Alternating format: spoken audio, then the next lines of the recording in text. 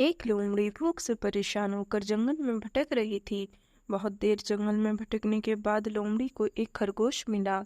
लेकिन खरगोश मिलने के बाद लोमड़ी ने खरगोश को खाने की बजाय उसे छोड़ दिया, क्योंकि वह इतना छोटा था कि उसे खाने से लोमड़ी का पेट कहाँ भर पाता। इसके बाद भी लोमड़ी आगे बढ़ी, फिर से जंगल में भटकने लगी। कुछ देर जंगल में भटकने के बाद बूढ़ी लोमड़ी को एक हिरन दिखा। हिरन को देखते ही लोमड़ी के मुंह में पानी आ गया।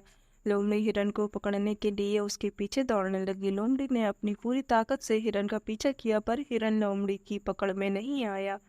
अब लोमड़ी खाने की तलाश में बहुत ही थक चुकी थी। जब लोमड़ी के हाथ हिरन भी नहीं लगा तो लोमड़ी सोचने लगी कि इससे अच्छा होता वह छोटे से खरगोश को ही खा लेती, जिसको उसने छोड़ा था।